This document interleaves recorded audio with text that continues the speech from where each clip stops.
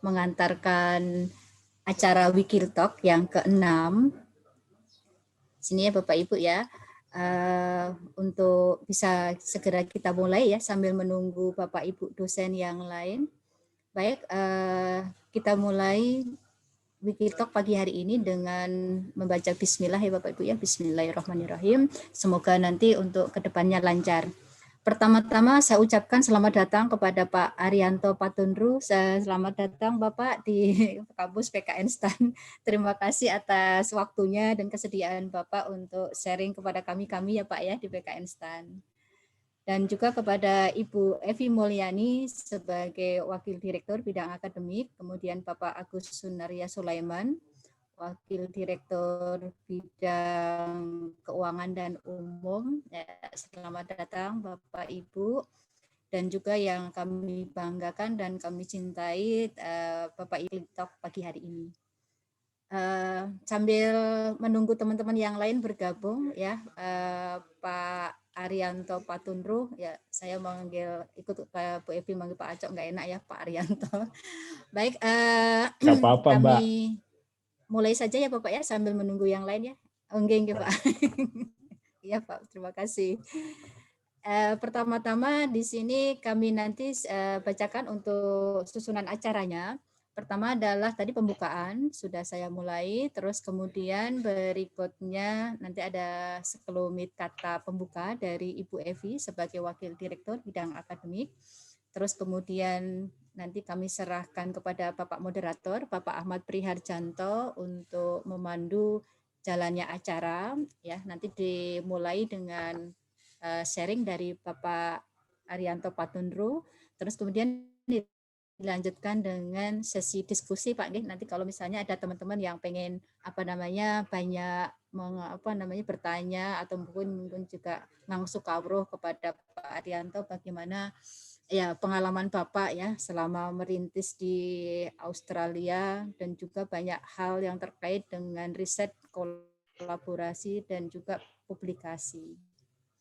Baik, tidak memperpanjang kata-kata, pertama saya lanjutkan kepada Ibu Evi ya. Saya persilakan Ibu untuk memberikan kata sambutan. Ya, silakan Ibu Evi. Baik, terima kasih Bu Dia. Assalamualaikum warahmatullahi wabarakatuh. Selamat pagi, selamat siang Pak Aco. Terima kasih. Sehat ya Pak? Sehat, mungkin saya, alhamdulillah, terima kasih Pak.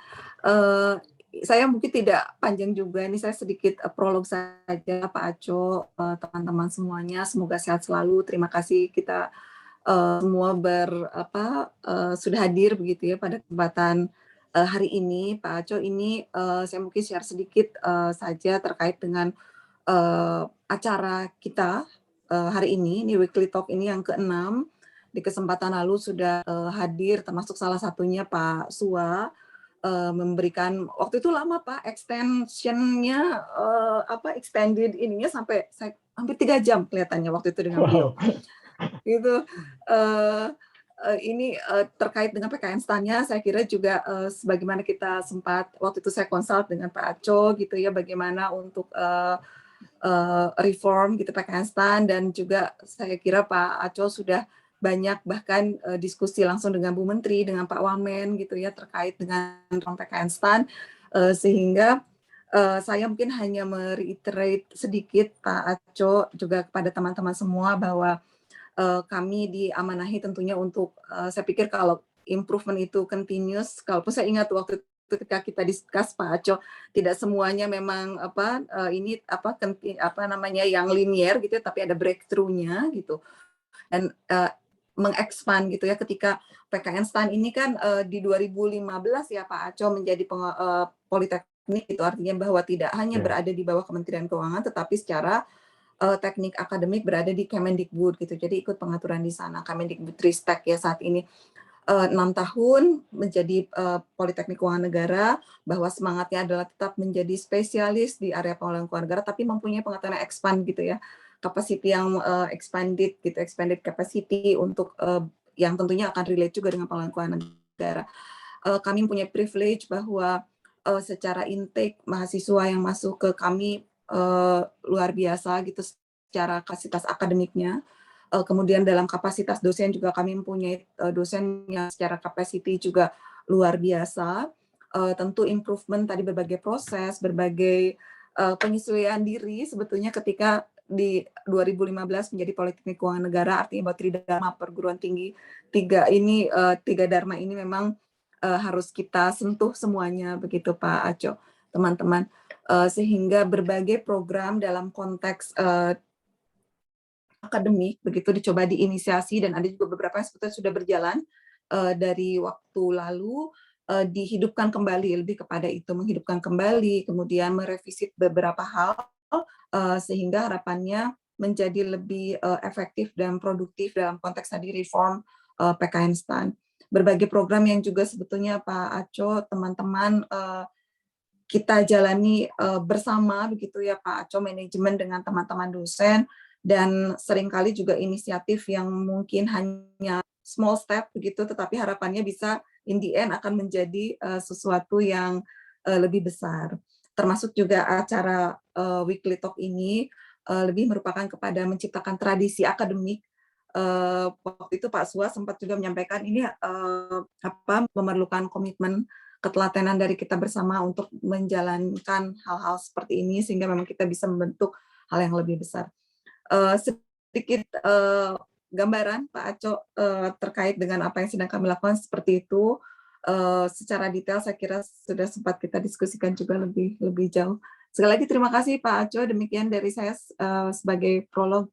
Terima kasih. Assalamualaikum warahmatullahi wabarakatuh. Waalaikumsalam. Waalaikumsalam warahmatullahi wabarakatuh.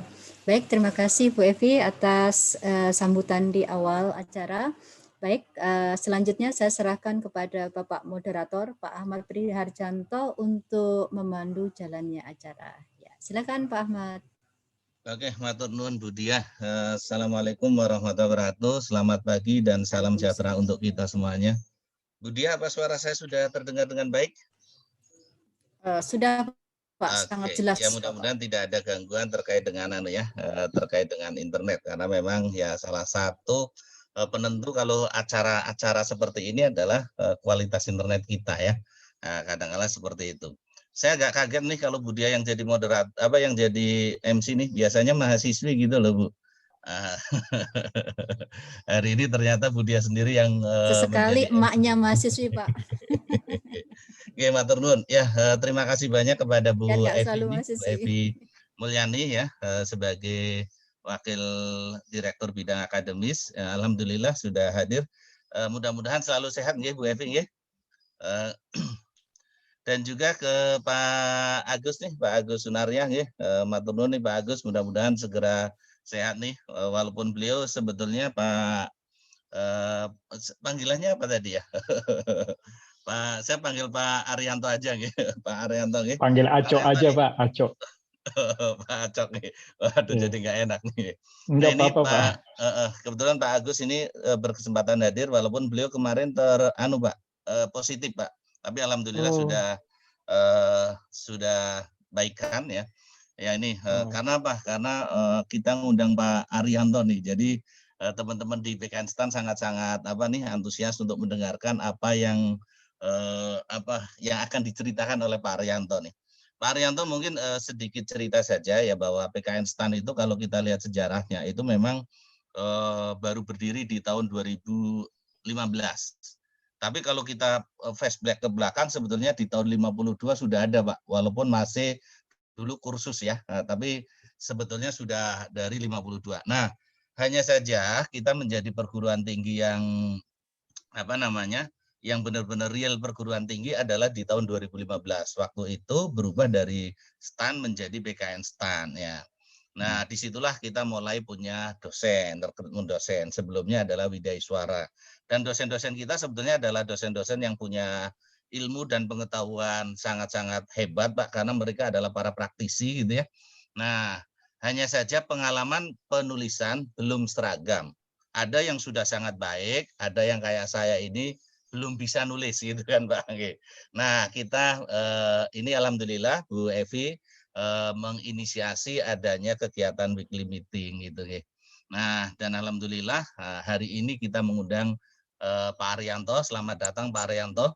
saya ditunjuk sebagai moderator nih Pak Arianto, tapi sebetulnya waduh saya agak anu juga nih, membaca CV Pak Arianto aja keder ini. Jangan gitu dong Pak. Ini beliau nih saat ini masih di Australia nggih Pak nih berarti nggih posisi Masih nggih. Pak. Beliau Ya. adalah di Department of Economic Crawford School of Public Policy nggih di NU nggih Pak nggih. Nah, Ya. kemudian kalau saya lihat nih beberapa pengalaman beliau juga dulu sebagai anu nggih ketua dari LPM UI nggih Pak nggih. Ya. Itu sebagai ketua LPM UI, kemudian juga senior lecturer di Department of Economic UI juga nih. Kemudian juga sebagai Policy Engagement Coordinator untuk NU Indonesian Project nggih. Kemudian kalau dari sisi pendidikan, nah ini saya yakin teman-teman udah sangat paham. Beliau itu menyelesaikan PhD di Natural Resources and Environmental Economics ya di University of Illinois ya di Urbana-Champaign gitu ya. Kemudian S2-nya juga di sana ya Bang ya. S2-nya juga sama di Illinois juga, kemudian S1-nya di Universitas Indonesia. Nah, kalau ini kayaknya nggak perlu saya baca satu-satu nih, Pak. Publikasinya cukup banyak ini, Pak. Nggak usah, Pak. Jadi publikasinya cukup banyak, jadi nggak usah saya baca satu-satu. Langsung saja kalau gitu, Pak, saya serahkan kepada Pak Arianto. Matur nuwun sangat, sehat kan, Pak Arianto? Alhamdulillah sehat, Pak Ahmad. Terima kasih, Pak. Ya, alhamdulillah. Ini langsung saja Pak, Baik, waktu dan tempat saya persilakan ke Pak Arianto karena waktunya Iya. sebentar. Beda dengan kemarin Pak Sua itu kebetulan memang diadakan setelah Jumat Pak, jadi sampai sore. Nah Iya. ini kebetulan di sini jam 10 dan kita jam 11.45 mungkin sudah mulai sholat Jumat. Nggih, matur nuwun, monggo Pak Arianto. Ya, terima kasih Pak Ahmad. Selamat pagi untuk Jakarta. Assalamualaikum warahmatullahi wabarakatuh. Sekali lagi terima kasih terutama buat Bu Evi atas undangannya. Senang sekali bisa berbincang-bincang dengan Bapak dan Ibu sekalian. Beberapa familiar face di antara Bapak dan Ibu. Jadi saya nggak ada PowerPoint, jadi biar lebih interaktif, lebih informal ngobrolnya. Terima kasih juga Pak Ahmad atas introduksinya yang baik, yang sedikit exaggerated kayaknya tuh Pak, terlalu anyway, mungkin saya akan mulai aja dengan sedikit cerita dulu kalau nggak keberatan. Setamat SMA itu ada 3 sebenarnya sekolah yang ingin saya berusaha untuk masuki. Yang pertama itu karena saya berasal dari Makassar, waktu itu lagi zaman-zamannya sangat terkenalnya Akabri. Ya, jadi itu yang pertama saya daftar, dan waktu itu saya udah pakai kacamata, Pak. Jadi salah satu cara untuk menyiasati tes kacamata adalah saya coba hafalin itu untuk tes mata. Jadi saya hafal tempat-tempatnya. Jadi saya coba cari poster untuk tes mata itu. Waktu itu kan belum pakai komputer ya Pak ya. Itu saya hafal. Jadi begitu lolos tes jasmani, tes fisik, terakhir mata, itu kebetulan belum pakai komputer saat itu tahun 91. Ditunjuknya kan begini. Dia yang ngetes itu nunjuknya sambil nggak ngelihat, tapi dia ngelihat saya. Jadi saya jawab aja secara berusaha kelihatan very confident gitu kan. Dan akhirnya lulus dan masuk dalam daftar yang akan berangkat ke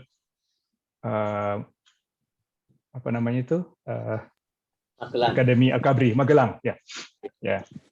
Cuman ternyata waktu itu ada masalah karena menurut ayah saya ada informasi bahwa di Magelang mereka udah pakai komputer periksa matanya, gitu kan. Jadi saya pikir wah kalau ada apa-apa saya nanti sudah ke Magelang terus nggak punya cukup waktu untuk apply sekolah lagi kan saya bisa rugi 1 tahun. Nah, pada saat itu ada 2 lagi sekolah yang membuka kesempatan untuk masuk dan dengan beasiswa. Itu adalah STAN dan STT Telkom. Saya daftar dua-duanya, Pak. Ditolak dua-duanya. Jadi saya ditolak oleh STAN dan STT Telkom. Dan kemudian ada undangan dari Universitas Indonesia dan Universitas Gadjah Mada waktu itu. Jadi ada program, kalau sebelum saya namanya PMDK, pada zaman saya namanya PPKB, atau program pemerataan kesempatan belajar. Dan itu berdasarkan prestasi dari kelas 1 sampai kelas 3. Gitu kan. Jadi kalau mereka lihat prestasinya lumayan, ya nggak usah tes. Gitu. Kebetulan saya orang yang selalu sial biasanya kalau tes. Jadi ya alhamdulillah waktu itu dapat undangan dari UI dan Gadjah Mada, berangkatlah saya kan, berangkat saya.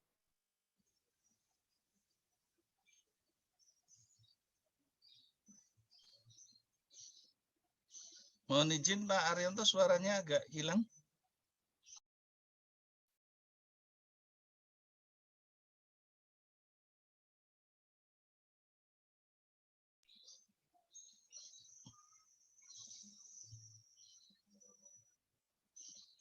Mohon di tempat lain apa suara Pak Arianto terdengar? Enggak, Hilang Pak Ahmad, juga, Pak. memang lagi Oke, itu. Hilang. Lagi itu. Oke. Saya ganti dulu, Pak. Ya, halo? Oke, sudah terdengar, Pak? Ya. Matur nuwun.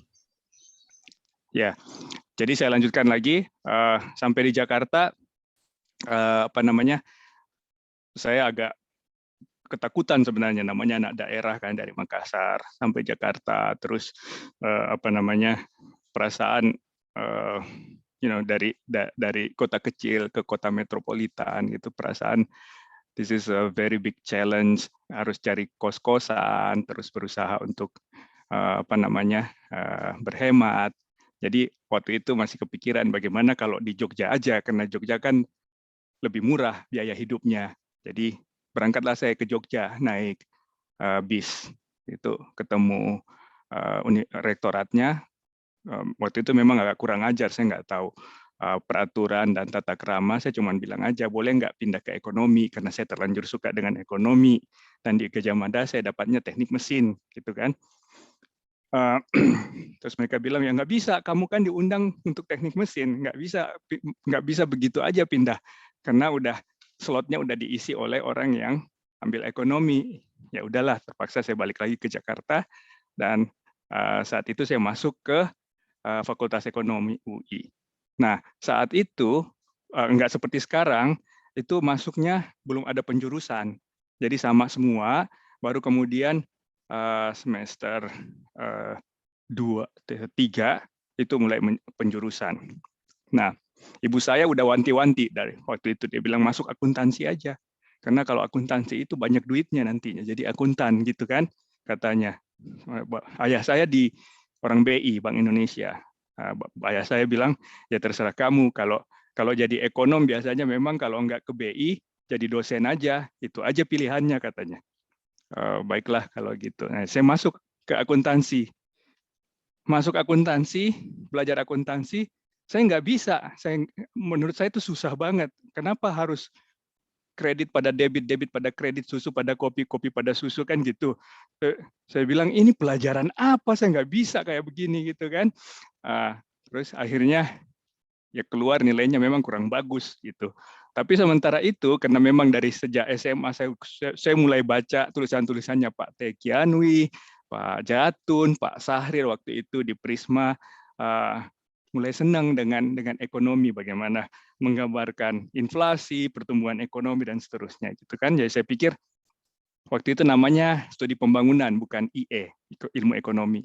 Pikir ya udah pakai ya mendingan sini aja. Jadi pindahlah saya dari akuntansi ke studi pembangunan. Ibu saya sempat kecewa, kata ibu saya, nggak bisa jadi kaya dong nantinya. Gitu, ya sorry mah, karena nggak begitu suka. Jadi gimana ya? Mudah-mudahan nanti berhasil di studi pembangunan gitu ya. Udahlah kita doain aja, kata orang tua saya. Nah, sejak saat itu masuk ke studi pembangunan, saya suka, walaupun dalam hati tetap berpikir jangan-jangan memang nanti nggak bisa making money gitu kan. Akhirnya strategi saya apa? Saya cari cewek yang anak akuntansi gitu kan, dan sekarang istri saya adalah akuntan, tamatan dari akuntansi ekonomi UI. Jadi saya bisa bilang sama orang tua saya, ya kalau saya nggak jadi akuntan, paling nggak jadi suami dari seorang akuntan kan gitu. Nah, waktu tingkat 3 saya melamar jadi asisten dosen. Kebetulan datanglah satu yang kita udah dengar namanya, itu bintang dari FEUI angkatan 81, baru pulang dari Illinois, ya kan, namanya Sri Mulyani Indrawati, kan gitu. Kemudian waktu itu kepala jurusan saya Pak Faisal Basri, saya datang ke Pak Faisal, Pak, saya ingin jadi asisten dosen dong Pak, gitu. Lumayan nilai-nilai saya kira cukup lumayan, makro mikro lumayan gitu. Terus dia bilang, oh kalau gitu itu aja jadi asistennya Ibu Sri Mulyani, dia baru pulang, dia butuh asisten untuk kalau nggak salah waktu itu mikro. Jadi saya jadi asisten pertamanya Ibu Sri Mulyani.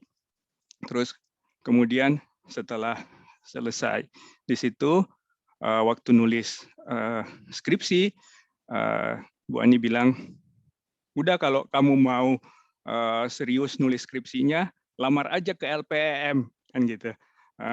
Bisa ada ruangan di sana, jadi bisa lebih fokus, sekalian kerjain riset-riset di LPM. Jadi melamarlah saya ke LPM, masuk tahun 96 atau 97, pokoknya itu 1 tahun sebelum saya lulus S1-nya. Jadi lumayan, S1 saya lumayan lama, mungkin hampir 6 tahun, karena banyak mainnya juga. Nah, setelah lulus kemudian melamar sekolah lagi. Waktu itu melamar sekolah lumayan mahal, satu sekolah bisa $100-200 aplikasinya untuk yang di luar negeri. Nah, kemudian saya waktu itu coba ke Illinois juga, kemudian dapat beasiswa, itu dapat rekomendasi yang lumayan bagus dari Ibu Ani, dari Pak Jatun, Pak Faisal waktu itu, akhirnya masuk mulai ke Illinois. Dan di Illinois saya ketemu dengan kawan lama yang waktu di FEUI dia senior saya, kira-kira 3 atau 4 tahun di atas saya, tapi dia kemudian berangkat duluan, beliau ke Cornell, kemudian lanjutkan doktornya ke Illinois. Itu Pak Suah Hasil. Jadi Pak Suah jadi ketemu lagi di Illinois dan teman main tenis gitu. Tapi waktu itu Ibu Ani udah balik ke Indonesia. Of course, karena waktu itu saya jadi asistennya, saya berangkat ke sekolahnya dia sebelumnya. Itu kira-kira latar belakangnya. Kemudian setelah itu saya balik lagi ke Jakarta 2004, balik lagi ke LPM, mulai meneruskan riset. Jadi ke topik penelitian ini sebenarnya saya udah mulai mencoba merintis penelitian ketika sedang bersekolah di jenjang doktoral waktu itu di Illinois, karena saya pikir saya sudah punya bayangan kalau saya balik ke Indonesia kemungkinan langsung terlibat dengan penelitian macam-macam, ngajar di fakultas, kemungkinan besar waktu untuk menulis itu menjadi tidak terlalu banyak kan gitu. Jadi saya usahakan sebelum balik ke Indonesia saya udah submit beberapa paper ke jurnal gitu. Jadi nanti dengan harapan nanti tinggal revisinya di Indonesia kalau memang harus revisi kan itu. Nah, balik ke fakultas, ke fakultas dan LPM, saya ngajar di Fakultas Ekonomi dan juga meneliti beberapa paper kemudian terbit. Itu ada paper yang baru terbit 2 tahun setelah saya submit, karena mungkin beberapa bapak dan ibu di sini pernah mengalami submit dan proses revisi, proses berantemnya dengan reviewer itu it can take so long, ya kan, bisa sampai 2 tahun. Tapi akhirnya terbit di jurnal top jurnal gitu ya, dan beberapa jurnal lain-lain lagi, termasuk beberapa yang sudah terbit sebelum saya balik kan gitu. Nah, sampai di LPM saya jadi direktur riset, lebih banyak walaupun tadi sudah seperti disebutin Pak Ahmad, saya mulainya dengan ekonomi lingkungan dan sumber daya alam, tapi pas di LPM lebih banyak ngurusin topik trade sama industri. Nah, beberapa studi awal saya di LPM itu lebih banyak ke perdagangan dan industri, dan sejak saat itu topik saya berubah dari lingkungan ke trade. Gitu. Nah, ketika berangkat ke sini, saya ke Canberra itu tahun 2012, itu kembali lebih banyak ke trade. Jadi mahasiswa bimbingan saya itu juga topiknya kebanyakan di trade dan industri, walaupun secara umum juga development-nya, pembangunan, ekonomi pembangunan. Nah, yang ingin saya diskusikan dengan teman-teman sekalian adalah tentang penelitian seperti yang diminta oleh Ibu Evi. Jadi ada 2 hal sebenarnya kan yang bagian utama dari penelitian. Yang pertama inputnya, yang kedua outputnya, kan gitu. Nah, untuk inputnya itu yang paling penting itu tentu saja adalah idenya, ya kan. Nah, saya ingat dalam salah satu perbincangan di Illinois sama Pak Sua waktu dia baru datang dari Cornell itu, kita bicara tentang bagaimana kita mahasiswa dari Indonesia itu pontang-panting di luar, banyak yang kaget, shock dengan kurikulum yang begitu berat gitu kan, termasuk kita yang dari FEUI yang merasa mungkin bekal untuk kuantitatifnya sudah lumayan, ternyata sampai di sana nggak bisa ngapa-ngapain. Saya ingat pertama kali ujian matematika saya itu B-, dan kalau dapat B- di jenjang PhD di sekolah saya itu udah semacam cacat gitu, artinya wah ini udah susah meneruskan, bahkan sampai pada satu poin di mana saya merasa saya kayaknya nggak bakal bisa terus nih, nggak bakal dapat PhD-nya, harus pulang ke Indonesia kan gitu. Jadi that was a struggle, tapi kemudian kita mencoba melihat orang-orang lain, bagaimana cara mereka survive, dan salah satunya itu mulai dengan bagaimana muncul dengan ide.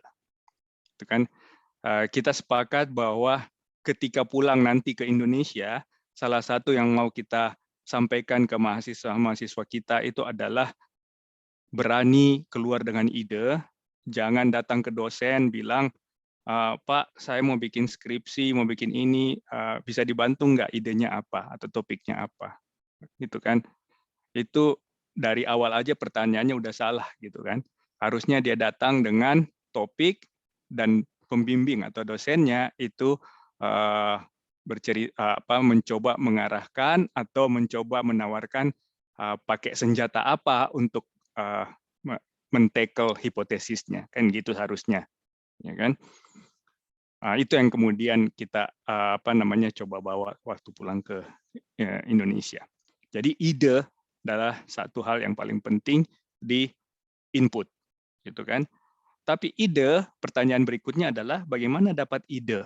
Nah, ide tentu saja hanya bisa didapat kalau kita baca, kita perhatikan apa yang sedang menjadi perdebatan, kan gitu. Nah, salah satu yang membantu itu adalah kalau kita hobi membaca. Kalau kita nggak hobi membaca, ya terpaksa harus dipaksa. Kita paksa diri kita untuk banyak membaca, kan gitu.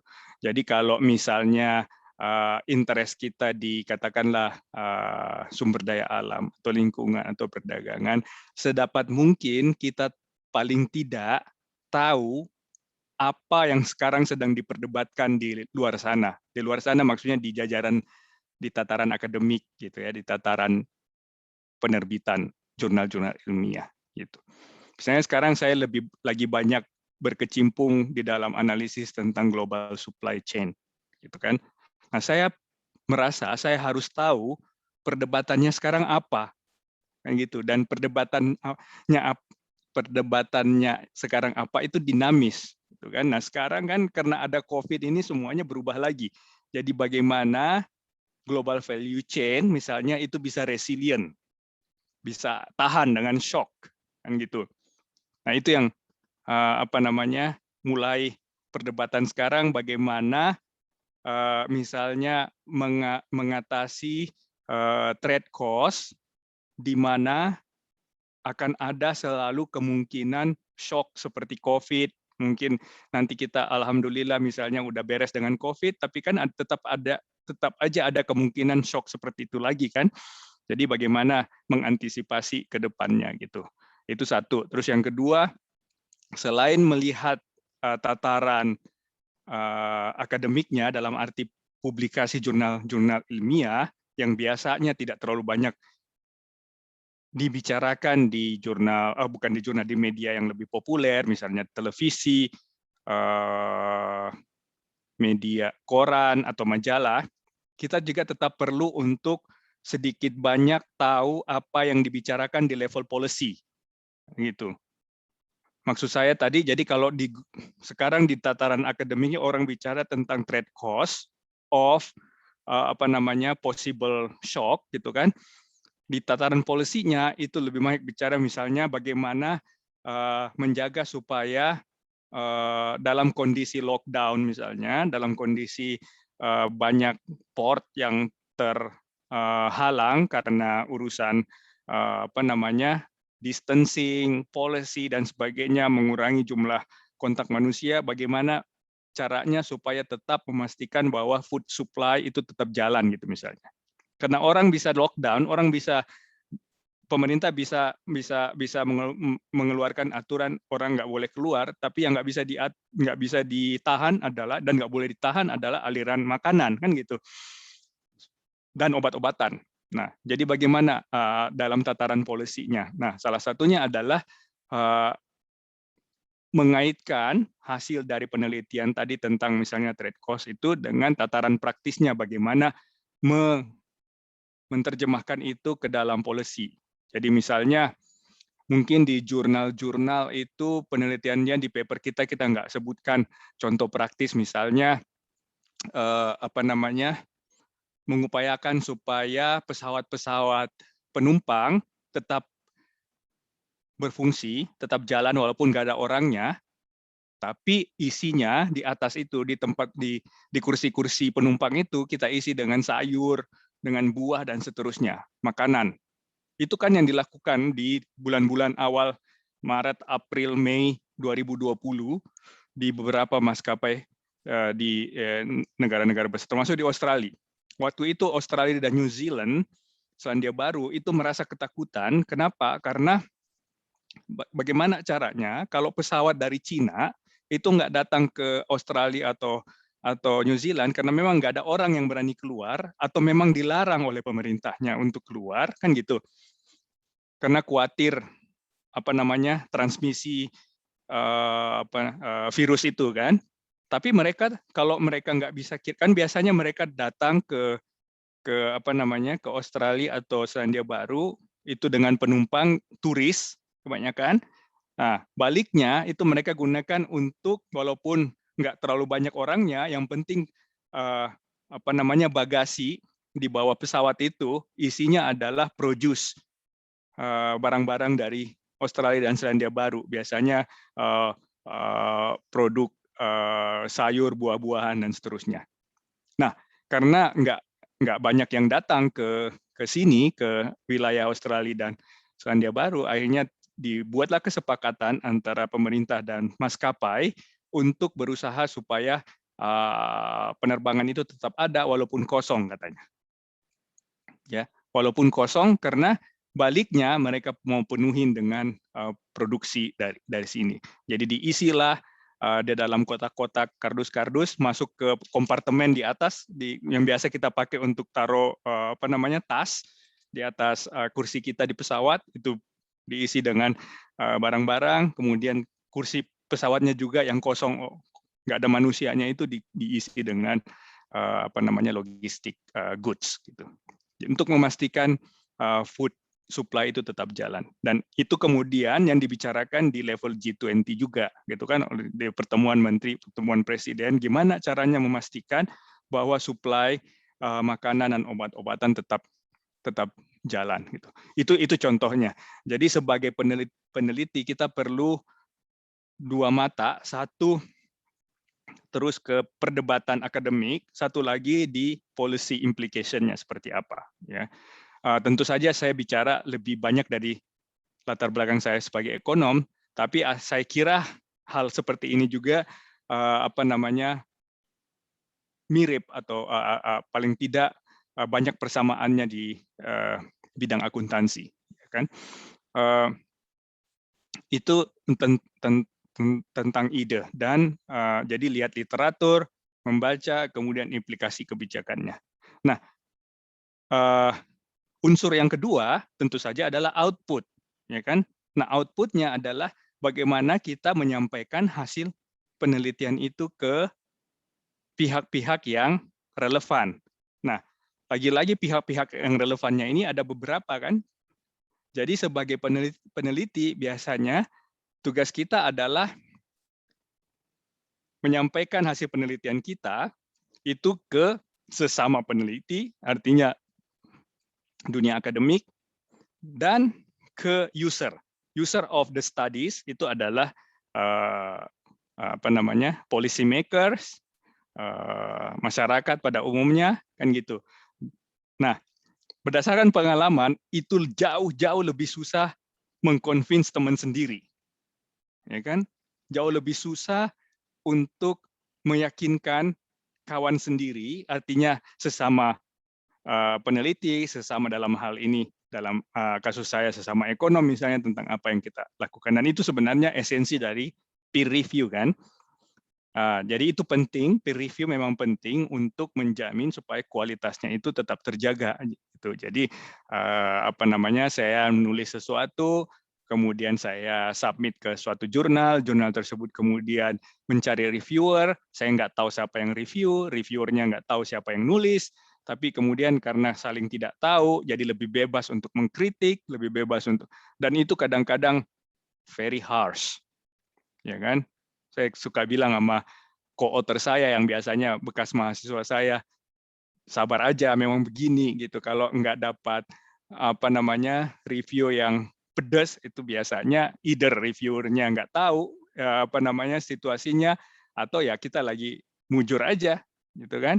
Jadi kita selalu berusaha untuk mendapat kritik, menerima kritikan sepedas apapun itu sebagai input, gitu kan? Nah, lebih mudah untuk mencoba menyampaikan itu di tataran publik. Gitu. Tapi mudahnya itu nggak mudah-mudah banget, karena di tataran publik pun itu kita biasanya akan berdebat dengan teman kita sendiri lagi, kan gitu.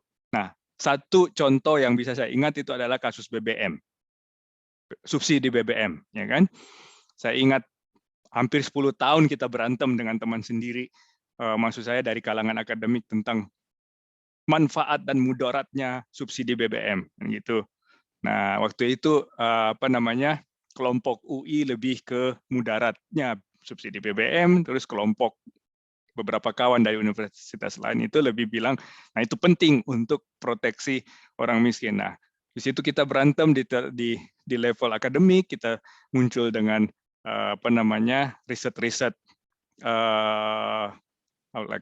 policy paper yang menunjukkan bahwa dampaknya itu regresif karena yang menikmati subsidi itu ternyata orang kaya, orang yang berkecukupan, yang miskin malah nggak punya motor sehingga nggak perlu bensin kan gitu. Itu lama gitu perdebatannya, dan akhirnya setelah beberapa tahun, mungkin hampir 10 tahun, akhirnya sekarang hampir semua kayaknya di tataran akademis itu bisa setuju bahwa rejim subsidi yang lama itu kontraproduktif, regresif, Bahkan kalau pakai topi saya yang lama, ekonomi lingkungan, itu tidak environmentally friendly, kan gitu. Karena dia memberi insentif orang-orang kaya yang punya jeep, punya mobil yang makan bensinnya gede-gede itu untuk mengotori lingkungan, kan gitu. Jadi poin saya adalah kembali ke ide awalnya supaya kita ada waktu untuk diskusi. Jadi penelitian itu dimulai dengan ide. Untuk mendapatkan ide kita nggak mau harus baca dan mengamati, gitu kan? Tapi kita perlu dua-duanya, satu mata ke academic literature, satu mata lagi ke policy implication dan apa yang sedang diperdebatkan di kedua dunia tersebut. Nah, kemudian output, setelah input, output, dan outputnya adalah lagi-lagi dua channel itu, akademik dan public discourse atau perdebatan publik. Nah, satu hal yang belum saya sentuh adalah prosesnya. Dan prosesnya, di dalam prosesnya itulah muncul kolaborasi. Jadi topik ketiga di permintaan Ibu Evi. Jadi bagaimana kolaborasinya? Nah, kolaborasi biasanya kita mulai karena Bapak Ibu di kampus itu salah satunya adalah kolaborasi dengan student, dengan mahasiswa kita, gitu kan. Jadi penting dari awal memang kita udah mengajak mahasiswa kita untuk berpikir bersama-sama, kan gitu. Ketika mereka datang dengan topiknya, kita juga spend some time untuk mengerti topik itu, kemudian kita bantu mereka untuk dapatkan jurnal-jurnal yang relevan misalnya, kemudian kalau mereka perlu data, kita tunjukkan ini mungkin data ini yang cukup dan seterusnya, dan itu diteruskan, kan gitu. Ketika mereka lulus misalnya udah submit skripsi atau tesis atau disertasi, mungkin ada bagian-bagian dari penelitian mereka itu yang bisa dikembangkan, Anda bantu sama-sama menulis itu, kemudian disubmit ke jurnal gitu misalnya. Satu ke jurnal, kemudian dari situ kembali lagi ke tadi, ada mungkin yang bisa ke bentuk opini di koran, kan gitu, atau macam-macam. Jadi kerjasama dimulai dari kampus, dan itu biasanya akan berkembang terus, karena mahasiswanya juga itu kan punya teman. Kemudian temannya itu mungkin tahu sesuatu dan dikenalkan ke kita, dan biasanya co-author itu penulis bareng itu menjadi berkembang karena kita saling mengembangkan network, dan kita biasanya juga menganjurkan mahasiswa itu untuk masuk ke conference misalnya. Kalau di Indonesia sekarang setahu saya yang terbesar itu IRSA kan, Indonesian Regional Science Association meeting, conference itu. Jadi kalau bisa berpresentasi di situ, tujuannya bukan hanya presentasi tapi network juga, dan saya tahu BKF biasanya punya sesi khusus di IRSA karena biasanya kita kerjasama dengan BKF, teman-teman di BKF juga, Pak Ferry, masih Pak Ferry ya, atau siapa lagi sekarang yang bantuin untuk bikin Pak Amir ya sekarang untuk bikin sesi khusus di IRSA. Saya kira itu pengantar saya, Pak Ahmad. Mungkin kita lebih enak kalau sambil diskusi, tanya jawab, silakan aja. Makasih, Pak. Ya, makasih Pak Acok. Mohon saya izin Pak pakai manggil Pak Acok nggih. Iya, silakan Pak. Saya pernah makasih. satu kali Pak ada pengalaman di OECD di Paris. Jadi waktu itu pemerintahnya itu Kementerian Keuangan, kemudian kemudian saya duduk di sisi sebelahnya, jadi observer, gitu kan. Jadi saya sebagai observer dari akademik itu harusnya netral, kalau bukan netral malah mengkritisi pemerintah Indonesia karena membantu OECD, karena waktu itu mereka pertama kali mau bikin Indonesia assessment kalau nggak salah. Jadi saya harus itu. Nah, waktu itu Pak Muhammad Iksan, Ibu Ani dan terus. Nah, Mbak Ani itu panggil saya Acok di situ. Jadi orang OECD-nya nengok-nengok siapa yang namanya Acok. Tapi maksud saya adalah silakan aja Pak, karena saya juga lebih familiar kalau dipanggil Acok. Oke, Matur nuwun Pak Acok nggih. Ya, jadi Bapak dan Ibu tadi sudah disampaikan oleh Pak Acok ya terkait dengan pengalaman beliau. Saya kira pengalaman yang sangat-sangat berharga nih ya. Karena ternyata beliau melakukan penelitian ini mulai dari sebetulnya waktu masih mahasiswa. Beliau mahasiswa itu sudah terlibat di LPE MUI ya, Pak. Berarti Iya, Pak. sudah nyusun skripsinya saja sudah di sana. Berarti udah luar biasa nih ya. Dan tadi mungkin ya salah satu hal yang ditekankan oleh Pak Aco adalah bahwa untuk meneliti itu yang paling penting adalah pertama ide itu tadi ya. Ide. Jadi kita harus bisa mencari ide. Kemudian yang kedua adalah bagaimana mengkomunikasikan hasilnya.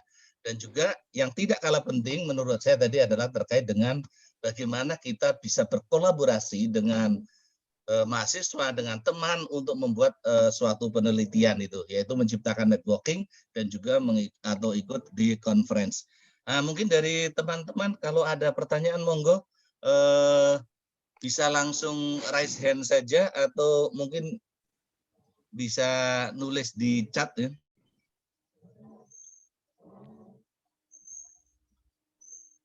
Monggo. Tidak ada, belum kelihatan. Izin Pak Pri, saya sebetulnya mau minta Pak Ivan nih, karena Pak Ivan dari kemarin udah mau nanya ini Pak Ivan. Monggo Pak Ivan. Silakan Pak Ivan.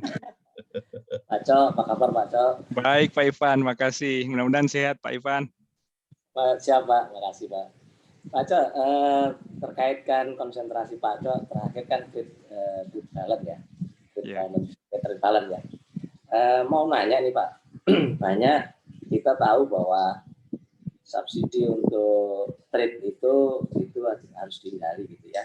Tapi kita tahu persis bahwa banyak negara melakukan subsidi untuk memboost ekspor negara-negara tersebut. Bahkan negara besar pun melakukan itu. Sejauh penelitian Pak Cok, praktek-praktek seperti ini seperti apa? Kalau di Australia mungkin lebih dikenal kayak NIA Pak, National Interest Fund gitu ya, dan kita adopt di Indonesia gitu kan. Sejauh ini pengalaman Pak Cok seperti apa Pak dari kajian-kajian? Terima kasih. Ya, Pak. makasih Pak Ivan. Boleh langsung jawab aja Pak Ahmad? Monggo Pak Cok, langsung saja. Oke. Ya, jadi terkait dengan trade deficit, trade balance ini, mungkin hal yang pertama itu adalah biasanya yang berusaha saya angkat di dalam diskusi tentang trade balance adalah yang pertama, bilateral trade balance itu nggak relevan, ya kan? Jadi kalau orang bicara misalnya, termasuk kayak Trump waktu itu kan, selalu bicara tentang bilateral trade balance antara Amerika dengan Cina. Amerika kok defisit, Cina surplus.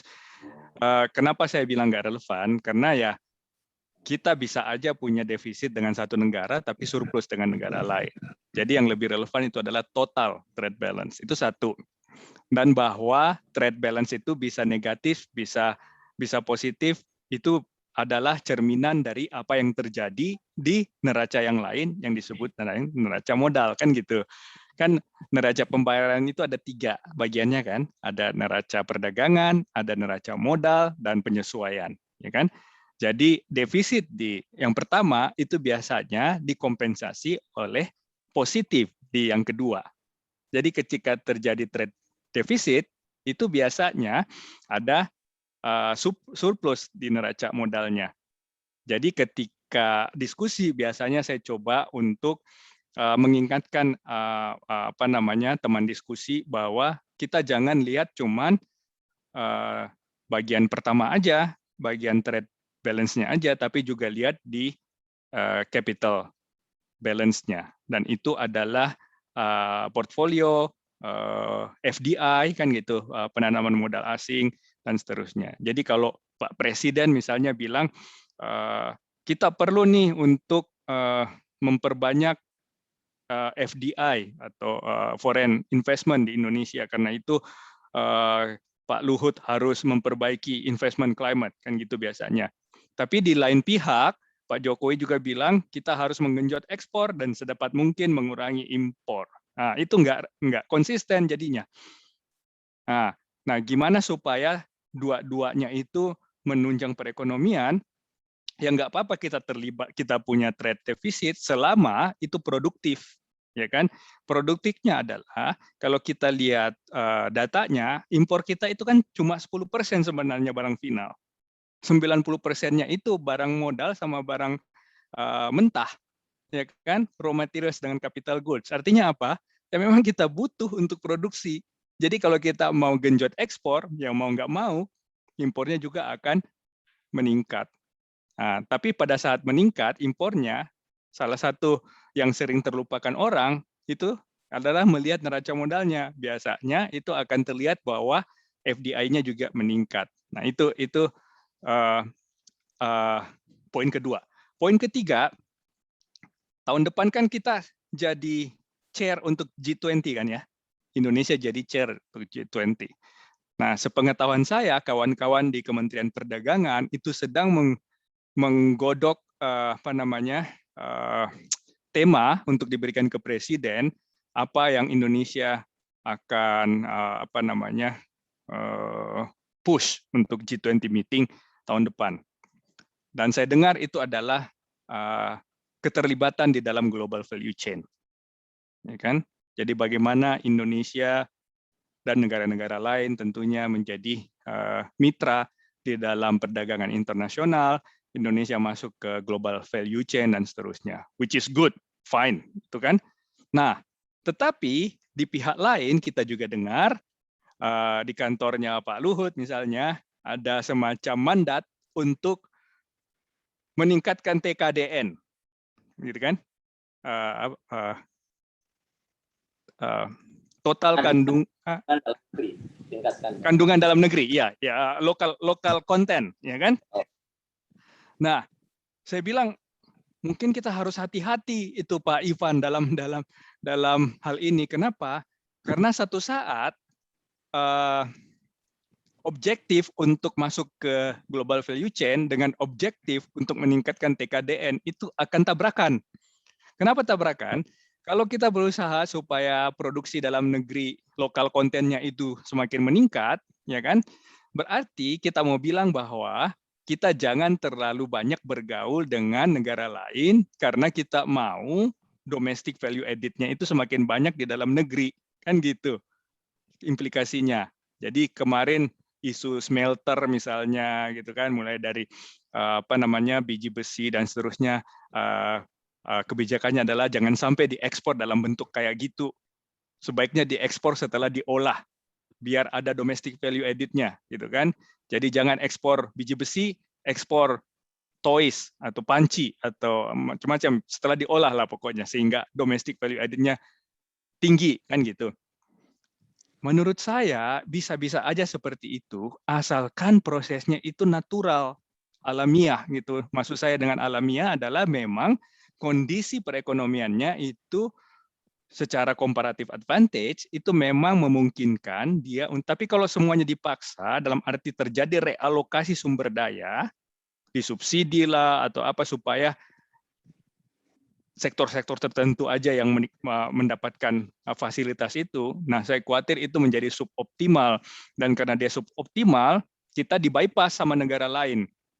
Itu udah terjadi tahun 2019 waktu Pak Jokowi, ingat nggak sempat kesel marah waktu beliau lihat data tentang bagaimana investasi dari Cina yang keluar mencari tempat baru itu lewat semuanya terus ke Vietnam, Myanmar segala macam gitu, nggak satu pun, ada satu sedikit lah yang ke Indonesia gitu kan. Terus kemudian muncul ini kenapa, akhirnya kemudian muncul bagaimana memperbaiki investment climate dan seterusnya. Jadi bagaimana mengatasi tension ini antara mau masuk ke global value chain kemudian local content. Menurut saya konsepnya harus agak diubah. Dan konsep itu adalah pertentangan antara per unit value added dengan total value added. Nah, ini kedengarannya hal sepele gitu, tapi enggak. Jadi yang biasa kita dengar di policy, di kebijakan itu, termasuk kebijakan kalau yang di Indonesia dikenal dengan nama hilirisasi kan, itu kan konsepnya per unit value added. Jadi dia maunya supaya satu barang ini itu nilainya bertambah. Satu barang yang lain ini nilainya bertambah. Jadi setiap nilai tambahnya maksudnya ya, setiap satu barang. Menurut saya itu mungkin kurang tepat. Harusnya konsep value added-nya itu adalah total value added, bukan per unit. Jadi biasanya untuk meyakinkan orang tentang hal ini saya pakai contoh iPhone di Cina. Ya kan? Nah, kalau kita lihat iPhone di Cina apa namanya? Itu nilai tambah domestiknya itu kurang dari 5%. Itu kan? Jadi banyak dari negara-negara itu value chain sebenarnya. Tapi jumlah orang yang bekerja di assembly itu di Shenzhen itu di kotanya itu banyak sekali sehingga jumlah itu dikalikan dengan per unit value added yang kecil itu kan gede. Jadi harus ngelihat nilai tambah itu dalam bentuk total bukan per unit. Jadi kalau misalnya pemerintah Cina waktu itu bilang, maaf, Steve Jobs boleh masuk silahkan di sini asal nilai tambah per unitnya itu katakanlah 50%. Nilai tambah domestiknya Cina, jadi TKDN-nya Cina harus 50% untuk setiap satu iPhone. Ya, gimana caranya dia menekan cost? Karena ternyata untuk chip itu lebih murah Taiwan bikin. Untuk motherboard itu lebih murah Korea yang bikin. Untuk packaging lebih murah Jepang yang bikin daripada Cina, gitu kan? Cina kuatnya di mana? Kuatnya di assembly-nya, ya kan? Dan di situ domestic value added-nya tambah. Akhirnya mereka oke nggak apa-apa 5% aja asalkan pemerintah kemudian memberi fasilitasi sehingga orang-orang dari desa dari mana-mana itu bisa ke kota itu jadi tempat assembly center-nya itu sehingga ratusan ribu pekerja bisa diciptakan. Jadi kalau kita bicara tentang total value added itu result-nya ada dua, earning, export earning sekaligus employment creation, ya kan? Kalau kita bicara tentang per unit aja, mungkin kita dapat export earning-nya, tapi nggak banyak pekerja yang bisa terlibat di situ. Jadi gitu kira-kira Pak Ivan. Biasanya kalau saya tanggapi diskusi tentang trade balance itu ke arah situ saya coba berikan argumentasinya. Makasih Pak Cok. Sama-sama Pak Ivan. Ya, makasih Pak Acok nih.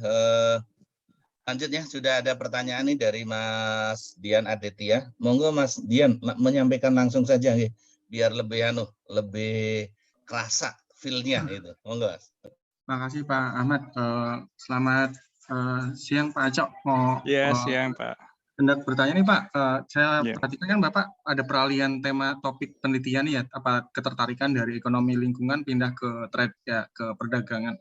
Itu perjalanannya gimana sih Pak, kok tiba-tiba beralih gitu kan Pak? Nah, terus sebaiknya, kebetulan saya belum S3 Pak, sebaiknya tuh perubahan topik itu sebelum S3 apa nanti aja lah sambil seiring waktu nanti S3 akan muncul sendiri, karena setahu saya dosen itu nanti setelah S3 dia penelitiannya harus inline terus ya Pak ya. Oke. Makasih Pak. Terima kasih Pak Dian. Jadi ada satu hal yang belum sempat saya sampaikan tadi. Jadi kalau di S1, S2, S1 kita tulis skripsi itu berdasarkan apa yang kita sebenarnya S1 skripsi itu kan bisa dibilang belajar menulis gitu kan, belajar untuk menyampaikan ide dan perkembangannya dalam bentuk formal dalam paper skripsi gitu kan. Nah, master tesis itu biasanya lebih kepada apa implikasinya, kemudian kita belajar lebih dalam lagi menggunakan data bagaimana dan seterusnya. Nah, di level S3 itu lebih ada tambahan unsurnya dan itu adalah metodologinya lebih tajam lagi. Jadi bisa dibilang kalau di karate itu S3 black belt gitu loh. Jadi dia harus benar-benar tahu semua katanya, semua jurusnya gitu kan. Bukan cuman menggunakan jurusnya itu, tapi dia tahu filosofi di belakangnya gitu misalnya. Ini kata ini jurus ini misalnya sejarahnya seperti apa sih, dari mana, kenapa orang memukulnya dari kiri ke kanan dan seterusnya, termasuk kalau misalnya pakai senjata, kan kayak gitu, kayak black belt itu kayak gitu kan. Nah, maksud saya ketika PhD sebaiknya kita punya paling tidak satu tools atau metodologi yang kita benar-benar bisa operasionalisasikan, bisa pakai dan bisa kita aplikasikan ke hal-hal yang lain. Gitu. Jadi toolsnya Pak Dian, kita benar-benar tahu gitu. Nah, dalam kasus saya waktu itu, walaupun bidang saya adalah ekonomi lingkungan dan sumber daya alam, yang saya dalami waktu itu adalah choice modeling. Choice modeling ini itu bagaimana caranya untuk melakukan simulasi perilaku manusia terhadap pilihan yang diberikan kepadanya, untuk kemudian kita hitung berapa rupiah sebenarnya orang ini memberikan nilai kepada barang A dibanding barang B, misalnya. Ya, itu kan tools sebenarnya. Nah, setelah keluar dari saya dapat PhD-nya, keluar kemudian tempat-tempat lain, saya bisa menggunakan tools itu untuk hal-hal yang lain. Jadi misalnya mau melihat pilihan orang terhadap moda transportasi. Kan pindah tuh dari topik lingkungan ke topik transportasi. Jadi bisa kemana-mana. Nah, termasuk waktu saya balik ke LPM, kebetulan waktu itu saya ditugaskan oleh Pak Dede jadi direktur riset. Nah, karena LPM kan kebanyakan makro dan trade, mau nggak mau saya harus belajar kan.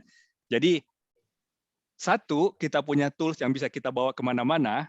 Jadi ada jurus yang kita bisa gunakan siapapun musuh kita. Kalau pakai analogi di ilmu bela diri gitu kan. Tetapi ilmu bela diri itu juga tetap harus dikembangkan gitu kan. Jadi harus bisa disesuaikan dengan kondisi dingin, kondisi panas, kondisi malam, kondisi pagi, dan itu maksudnya kondisi-kondisi itu adalah topik-topik yang lain. Itu kira-kira Pak Dian. Jadi berganti topik biasa-biasa aja, itu bukan hal yang tabu sebenarnya. Oke. Oh, jadi kuncinya adalah kita harus menguasai satu tools ya Pak ya. Paling tidak satu gitu.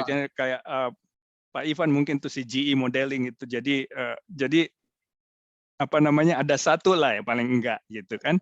Kalau sekarang saya karena udah lama juga, jadi saya selesainya 2004, 15, 16 tahun yang lalu. Ya mau nggak mau saya juga harus tambah toolsnya itu kan. Kalau enggak ketinggalan kita. Gitu. Kalau itu aja terus saya pakai kemana-mana, pakai sini gitu jurusnya, kemudian orang-orang lain udah pakai jurus-jurus yang lain, saya nggak bisa layani gitu kan. Jadi ya sambil jalan, karena biasanya kita bilang PhD itu sebenarnya bukan akhir dari sekolah, tapi justru awal dari perjalanan karir akademik. Sama dengan tadi, mohon maaf saya suka ambil analogi bela diri karena saya juga ngajar karate kan ya. Nah, di karate itu kita suka bilang kalau dan satu itu kan bahasa Jepangnya shodan. Ya kan? Nah, shodan itu artinya adalah beginner. Jadi levelnya itu satu gitu, baru awal gitu. Jadi kita bilang ya mentang-mentang dapat PhD terus orang merasa udah selesai karir akademiknya. Enggak, itu justru awal untuk kemudian masuk ke dalam dunia yang bernama dunia akademik itu. Gitu. Baik Pak, terima kasih Pak. Sama-sama Pak Dian.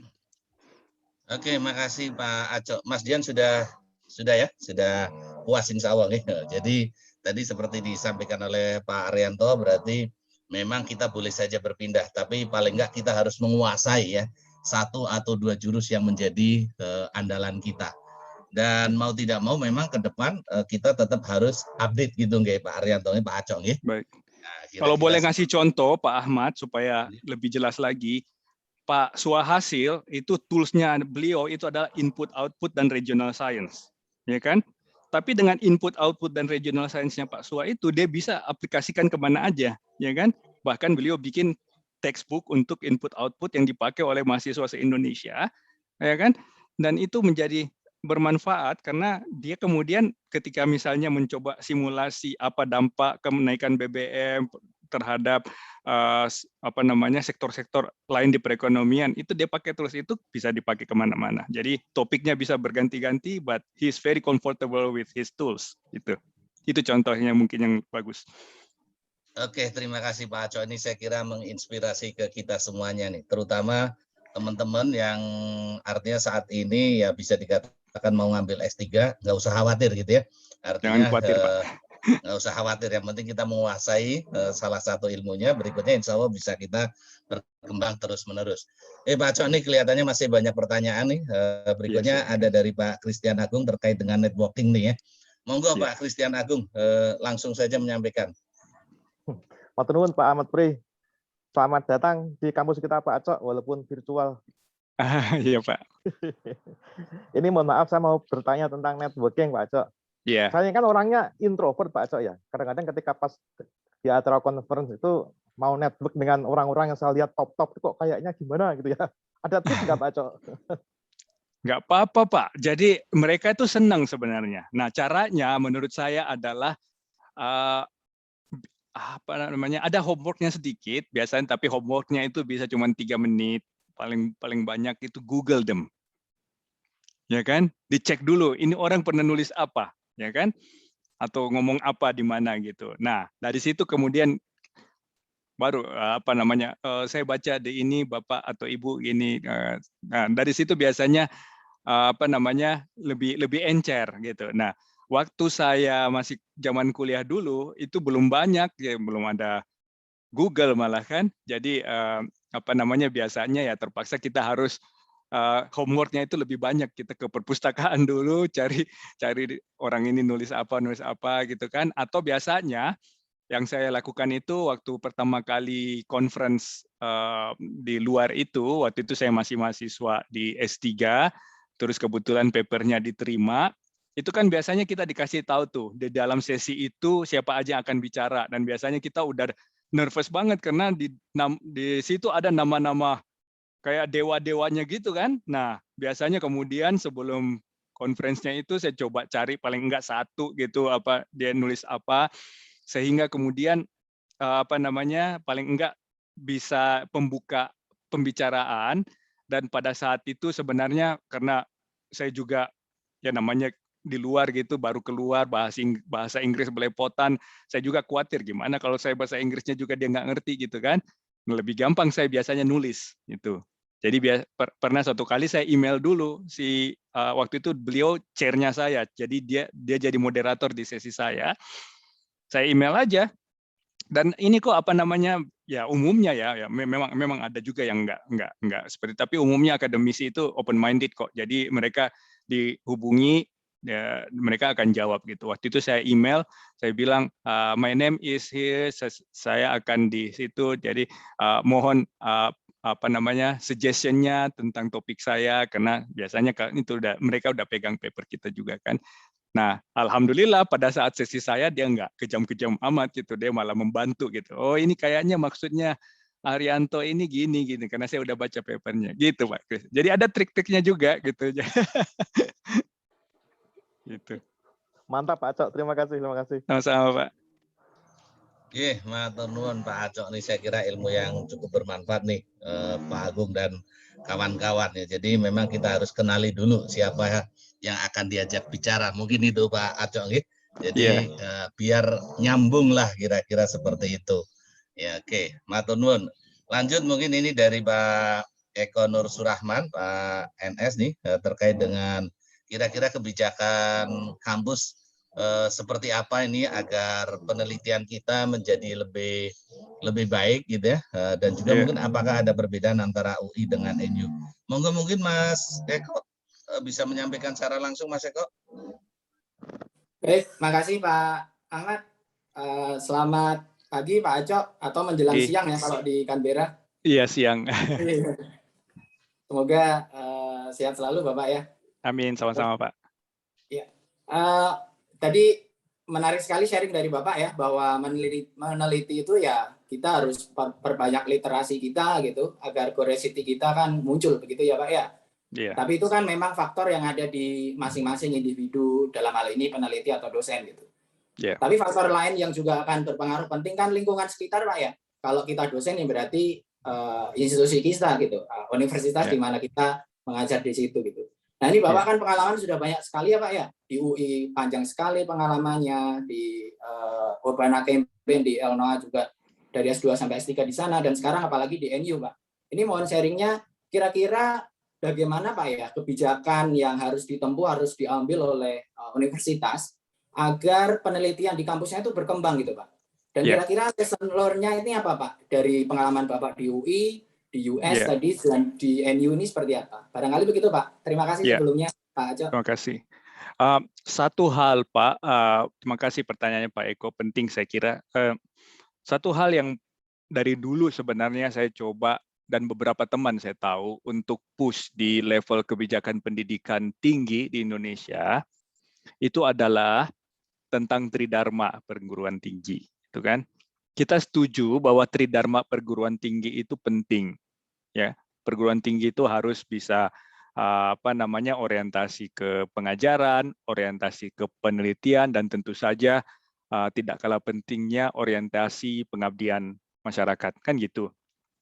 Cuman, nah ini agak beda dengan di luar. Di Indonesia itu diimpos ke setiap individu di universitas, setiap dosen, ya kan? Menurut saya itu mungkin kurang tepat, karena ada dosen yang pakai meminjam konsep comparative advantage. Ada dosen comparative advantage-nya itu di teaching, di pengajaran, ya kan? Bukan di penelitian. Tapi ada juga dosen-dosen yang di penelitian, itunya bagusnya dia, gitu kan? Dan ada juga yang bagusnya adalah jadi menteri gitu misalnya, pengabdian masyarakat kan itu. Jadi ketika itu diimpos ke satu orang, ya kita sama-sama, Pak Eko sama dengan saya, sama dengan Pak Ahmad, constraint kita cuma sama semuanya 24 jam sehari kan, nggak ada yang punya lebih dari 24 jam sehari, dan kita juga butuh tidur segala macam gitu, Pak, ngurusin anak dan seterusnya. Jadi ya dari waktu yang sedikit itu seharusnya kita manfaatkan kepada sesuatu yang memang kita unggul di situ, atau paling enggak kita punya potensi yang lebih banyak di situ, gitu kan? Jadi waktu saya masih di UI, itu yang sering saya sampaikan di rapat-rapat fakultas, dan saya bilang seharusnya itu konsep Tridharma perguruan tinggi itu tidak ke level individu, tapi ke level fakultas atau universitas. Jadi ada grup misalnya yang fokus di penelitian dan memang fokus di situ, diberikan tunjangan macam-macam untuk penelitian, dibantu dapat data dan seterusnya, dan ketika mereka publish di jurnal-jurnal yang mutunya top kan juga akan meningkatkan kelasnya universitas itu kan. Jadi naik itunya, rankingnya, karena penelitiannya dipublish di top jurnal. Sementara yang fokus ke pengajaran itu fokus harus benar-benar tahu tentang kurikulum, perkembangan kurikulum, buku textbook apa yang paling bagus dan terusnya. Dan ketika mereka ngajar, mereka juga they love teaching. Jadi mahasiswa juga enjoy diajar sama orang-orang yang ngerti cara mengajar. Kan ngajar itu nggak gampang sebenarnya, harus ada tekniknya juga dan seterusnya. Dan biasanya nggak semua orang yang jago meneliti itu bisa jago ngajar juga, kan gitu. Nah, yang ketiga itu ada juga yang memang dibutuhkan oleh negara misalnya, dibutuhkan oleh masyarakat, oleh society, kontribusinya. Jadi menurut saya perlu sedikit, ya memang mungkin nggak usah harus drastis bahwa yang meneliti nggak boleh ngajar lagi, ya sayang juga kalau dia nggak sampein apa yang dia lakukan. Jadi ya mungkin bobotnya nggak kayak waktu saya itu jadi kayak satu-satu gitu loh. Saya nggak jadi profesor di UI karena waktu itu kalau nggak salah, kum saya untuk teaching itu agak kurang, Pak Eko. Walaupun kum untuk penelitiannya udah double udah karena memang di lembaga penelitian kan. Kemudian kum untuk pengabdian masyarakatnya juga lumayan karena waktu itu saya jadi penasehat di Kementerian Perdagangan dan seterusnya. Tapi ya ada beberapa yang kontribusinya sebenarnya untuk UI, untuk universitas itu udah lumayan, tapi kemudian nggak bisa naik secara kum karena itu. Jadi saya ingat misalnya salah satu apa namanya yang sempat jadi menteri waktu itu udah mentok itunya apa namanya kumnya untuk pengabdian masyarakat dan penelitian, tapi pengajarannya kurang karena ya memang waktunya kan tadi sama semua kita 24 jam ya nggak banyak waktunya sama orang-orang yang memang hampir setiap hari di kampus kan gitu.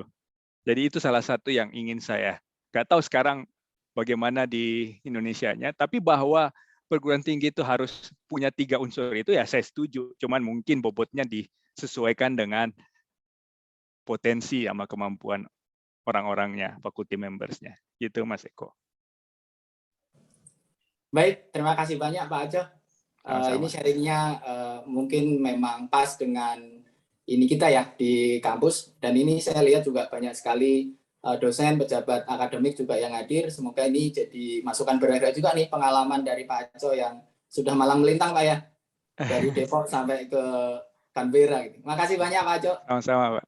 Oke, makasih Mas Eko, makasih Pak Aco nih. Saya kira sangat luar biasa ini ya apa yang disampaikan oleh Pak Aco nih, mumpung tadi seperti disampaikan oleh Pak Eko nih ada Bu Wadir ya, ada Bu Wadir akademik, kemudian juga ada Pak Wadir kemahasiswaan, dan juga ada Pak Wadir BKU nih. Saya kira pas sekali nih, mudah-mudahan nanti ya apa yang tadi disampaikan oleh Pak Aco bisa diimplementasikan di kita, bahwa kita harus melihat comparative advantage-nya gitu Pak ya, sehingga mungkin apa yang kita hasilkan bisa menjadi lebih baik.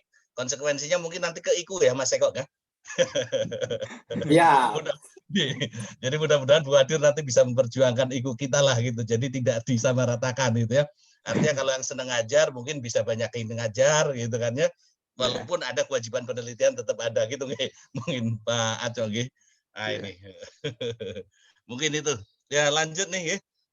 Masih insya Allah masih bersedia nggih Pak Aco nggih? Silakan masih. Pak ya.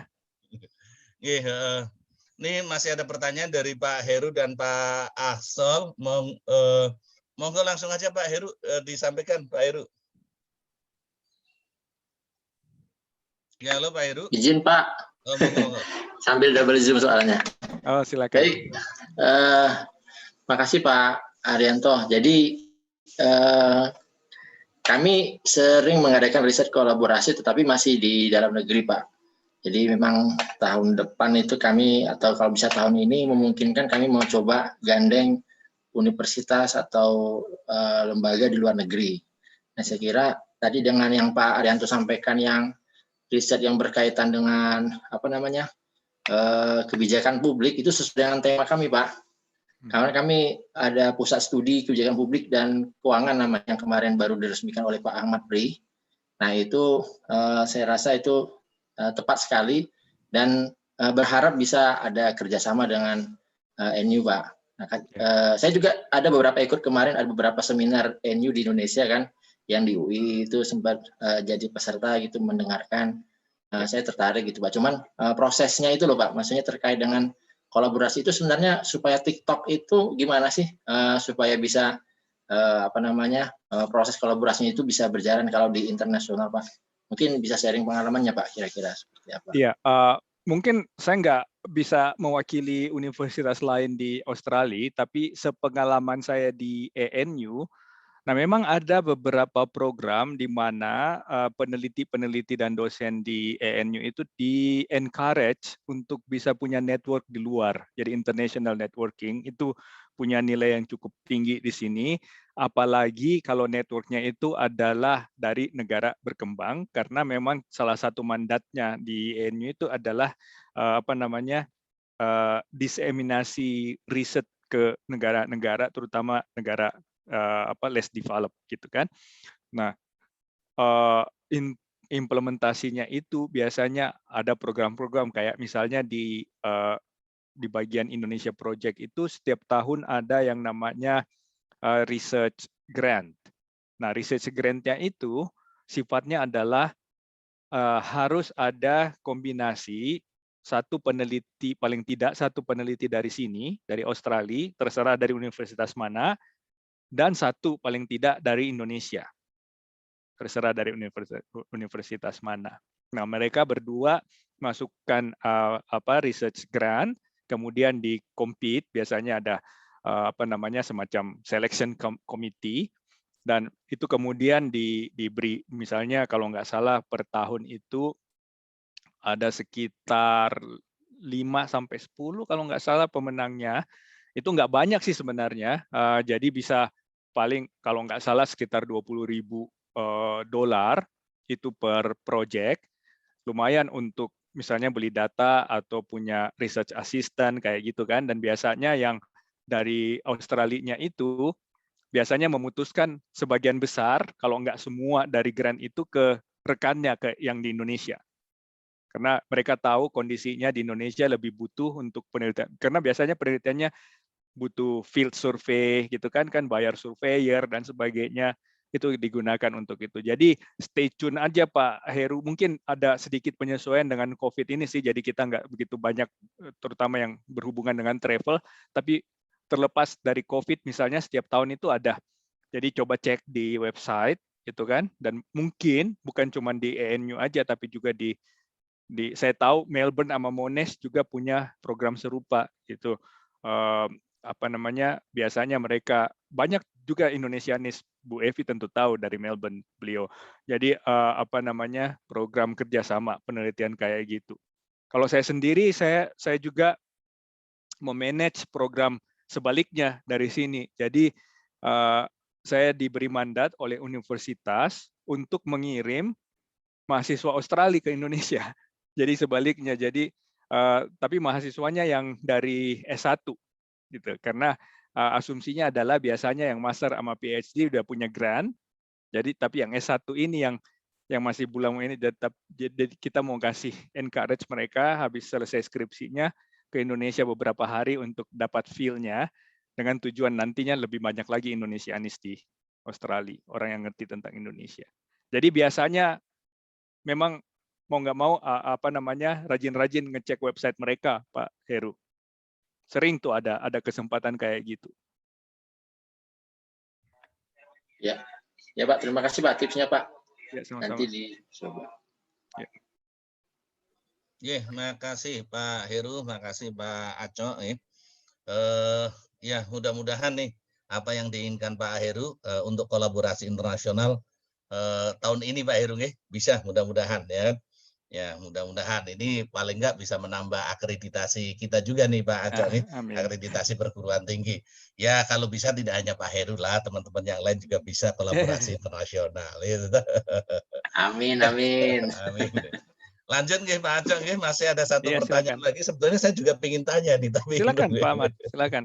Tapi ini dari Pak Ahmad Solihin dulu Pak Ahmad Solihin, monggo Pak Ahmad Solihin.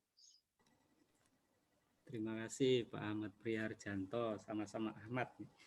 Kalau tadi Bapak Aryo Patundru namanya Acok, saya Ahmad Solihin namanya panggilannya Aksol Pak, mohon izin Pak. Oke, Pak. Bapak tadi menyampaikan bahwa dosen sebaiknya fokus sesuai dengan kompetensi yang paling potensial gitu Pak ya.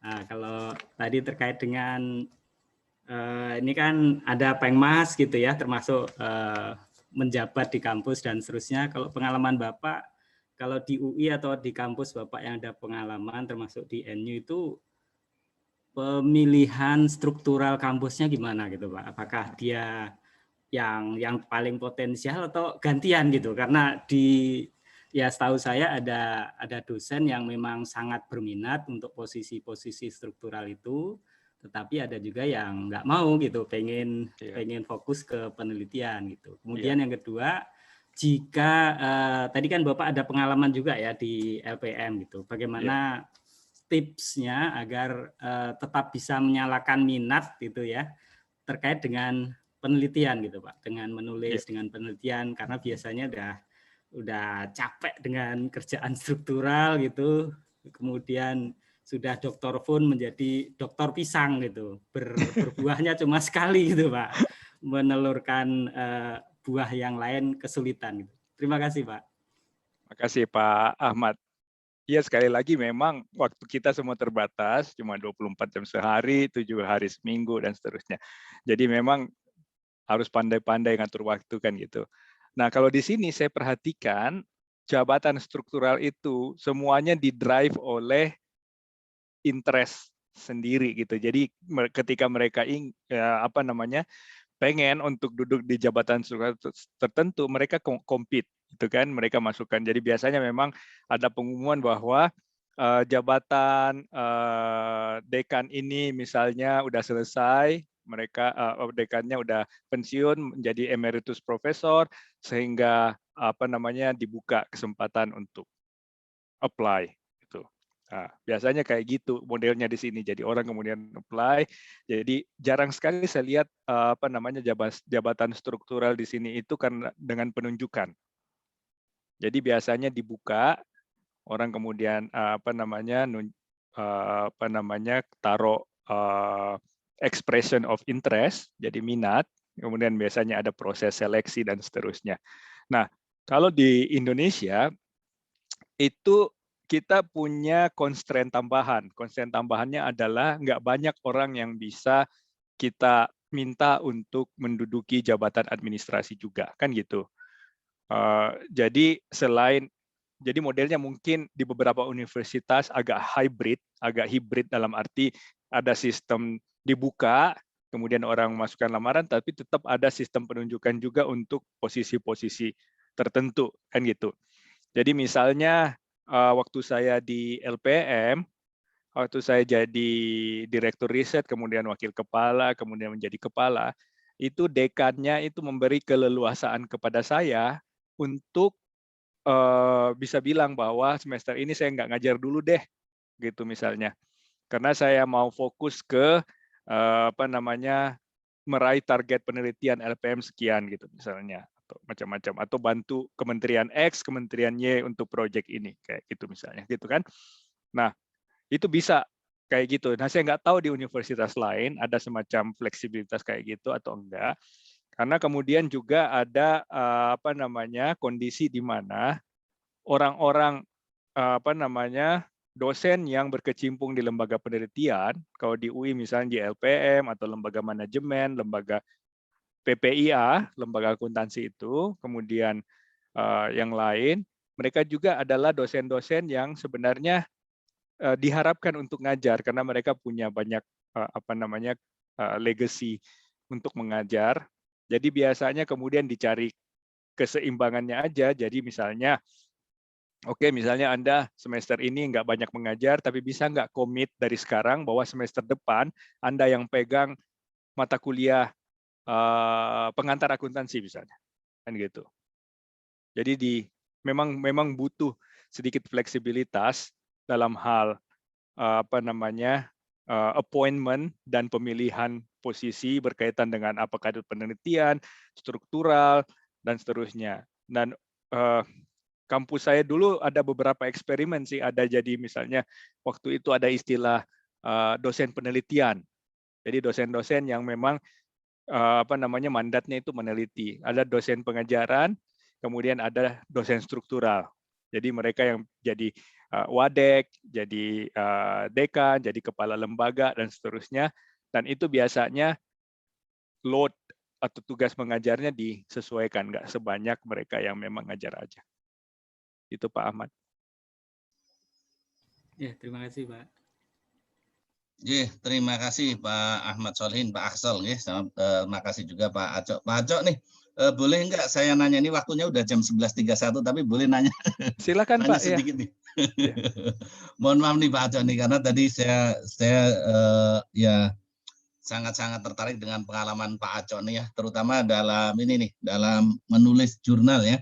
Nah ini kan tadi ternyata perjalanannya juga cukup panjang ya, bahkan ada yang 2 tahun baru tembus gitu kan ya. Kemudian juga pas di review ternyata yaitu kadang-kala kita Pak Acok nih begitu dapat reviewer terus hasil reviewnya banyak, itu kita langsung jengkel aja gitu loh, kesel gitu loh.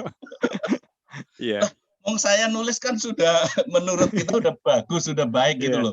Ternyata di review itu abrek-abrek, reviewnya lebih panjang dari tulisan kita gitu loh. Iya. Nih gimana nih sikap kita nih Pak Acok nih ya? Makasih, mungkin itu aja nih Pak Acok. Iya, makasih ya Pak Ahmad.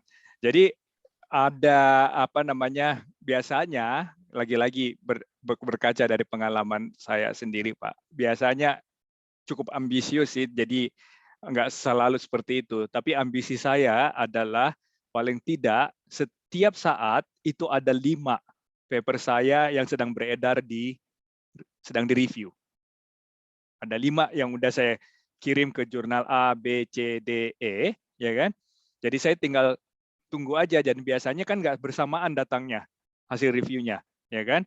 Jadi biasanya datang jurnal A, udah datang reviewnya, saya kerjain itu dulu, gitu kan? Nah, mungkin 1 minggu kemudian datang dari C, gitu. Tapi begitu datang, dan alhamdulillah misalnya setelah selesai revisi round 1, round 2, biasanya sampai R3 malah, kalau R3-nya udah diterima, udah selesai 1 itu, berarti kan jadi tinggal 4 tuh. Nah, secepat mungkin saya harus masukin lagi 1, sehingga selalu ada 5 di luar sedang beredar, gitu kan? Jadi saya tinggal tunggu aja, gitu. Jadi akhirnya memang non-stop kerjanya. Ini saya sedang kerjain ini. Nah, ada kalanya pedes banget memang kritikannya, reviewnya, dan kadang-kadang memang ada reviewer yang doesn't know what they're talking about. Misalnya ada reviewer yang kayak kita punya kesan ini dia ngerti apa enggak sih ya, tapi namanya reviewer ya, kita nggak bisa ngapa-ngapain kan. Nah, biasanya kalau kesel atau lagi sebenarnya lagi atau marah malah, itu ya udah jangan dipegang dulu, kasih waktu 1-2 hari gitu, begitu kita tenang. Kan ada ayatnya tuh Pak, kalau marah jangan lakukan dulu, diam dulu gitu kan. Nanti setelah tenang baru lihat lagi gitu. Jadi jangan langsung semangat begitu ada decision dari sana, hasil review dari review 1, review 2 dari sana langsung dibuka. Biasanya tuh kita secara mental juga harus siap gitu. Jadi pelan-pelan aja Pak, gitu. Kemudian kalau berat banget, memang hari pertama, hari kedua biasanya kita bilang, udahlah nggak usah ke sini. Tapi biasanya hari ketiga kita dapat ide lagi, mungkin itu maksudnya yang dia. Nah, tapi kalau mentok, memang udah nggak bisa lagi, ya udah kita selesai dengan jurnal A itu, kita turunin sedikit tingkatnya, kan biasanya gitu. Kalau di Indonesia mereka biasanya lihat Q1, Q2 dan seterusnya gitu kan. Nah, di Q1 itu kan ada angka-angka impact-nya gitu kan. Kalau misalnya jurnal A itu impact-nya 1,7 misalnya, ya kan? Kita udah mentok nih, nggak bisa revisi lagi, kita cari lagi di bawahnya sedikit gitu. Jadi jurnal misalnya 1,6 atau 1,5 impact faktornya, kirim ke situ gitu. Habis dikirim udah lupain dulu, kerjain yang lain gitu. Yang penting Nah, kalau itu ambisius paling enggak 3 lah gitu misalnya. 3 di luar sedang di-review either jurnal ini atau jurnal itu gitu. Jadi selalu ada ada motivasi juga sama kita untuk tetap baca topik itu, karena kita pikir jangan sampai ketika reviewnya datang saya nggak siap kan gitu. Itu Pak Ahmad. Oke, terima kasih Pak Aco. Ini saya kira sangat luar biasa ya. Untuk sekelas Pak Aco saja masih ada artinya reviewer round 1, round 2, round 3 gitu ya. Jadi mungkin ya saya harus ini nih, harus legowo kalau reviewernya itu ngasih review ternyata lebih panjang dari tulisan kita gitu ya. Iya betul Pak. Terima kasih ilmu-ilmunya nih Pak Acok nih. Sebetulnya masih banyak yang ingin saya tanyakan, tapi berhubung waktunya sudah lebih dari jam 11.30, nah mungkin sedikit aja saya tidak menyimpulkan, tapi sedikit mengulang kembali apa yang tadi disampaikan oleh Pak Acok. Sebenarnya ada 3 hal ya yang terpenting dalam penelitian. Yang pertama adalah terkait dengan ide tadi ya. Ide penelitian, bagaimana cara memperoleh ide tadi sudah disampaikan. Yang pertama adalah hobi membaca dan mengamati gitu ya. Yang paling penting kita harus bisa membaca, mengamati gitu ya. Kemudian juga harus banyak melihat literatur dan juga melihat apa yang sedang dibicarakan di media maupun di level policy gitu ya. Nah, itu mudah-mudahan dari situ kita bisa memperoleh ide. Kemudian syukur-syukur kita bisa mengaitkan antara fenomena dengan policy yang ada gitu ya. Kemudian yang kedua adalah terkait dengan hasil atau output. Nah, ini tadi juga sudah disampaikan ya bahwa kadang-kala menyampaikan hasil ini lebih repot kalau kita sesama peneliti atau ke partner kita gitu ya. Karena ya mungkin mereka lebih kritis gitu kan. Nah, gitu. Jadi seperti itu, tetapi tetap jangan menyerah ya, walaupun kadang tadi reviewer itu pedas dan lain sebagainya, tapi tetap kita harus optimis untuk tetap ya bisa menyampaikan hasil penelitian kita dengan baik. Kemudian yang ketiga adalah proses. Ya, prosesnya tadi kalau bisa kita adalah bisa berkolaborasi dengan teman-teman yang lain, dengan mahasiswa, dengan peneliti lain. Mungkin itu saja yang bisa saya sampaikan. Sekali lagi saya ucapkan terima kasih banyak ke Pak Aco. Saya kira ini adalah ilmu yang sangat bermanfaat bagi kita semua. Kita sebagai dosen yang sebetulnya belum baru nih di dunia penelitian nih Pak Aco. Mudah-mudahan ini bisa memotivasi kita semuanya. Apakah Pak Aco ada yang mau disampaikan sebelum menutup? Monggo kalau ada yang mau disampaikan. Oh enggak Pak, jaga kesehatan aja Bapak Ibu sekalian. Mudah-mudahan selamat semua. Oke, nggih matur nuwun, dan saya doakan mudah-mudahan Pak Aco juga beserta keluarga dan juga teman-teman yang ada di sini selalu sehat walafiat nih. Amin Pak. Saya kira itu aja. Terima kasih. Saya kembalikan lagi kepada moderator kita Ibu Dia. Saya akhiri, selamat siang. Assalamualaikum warahmatullahi wabarakatuh. Waalaikumsalam. Waalaikumsalam warahmatullahi wabarakatuh. Ya, saya MC Pak, yang moderator Bapak. Oh iya, MC, mohon maaf. Iya, baik Bapak Ibu semuanya, untuk Pak Aco terima kasih kembali ya Pak ya, sekali lagi atas sharingnya kepada kami di hari ini, dan juga kepada Bapak Ibu dosen yang telah bersedia meluangkan waktu ya untuk sharing di acara Weekly Talk yang ke-6. Baik, acara waktunya sudah mepet untuk Jumatan ya Bapak Ibu ya. Kita tutup acara di siang hari ini dengan mengucapkan alhamdulillahirabbil alamin. Selamat siang Bapak Ibu, semoga sehat. Assalamualaikum warahmatullahi wabarakatuh. Waalaikumsalam warahmatullahi wabarakatuh. Terima kasih Pak Aco, sehat-sehat Pak. Ya, terima kasih Pak Aco.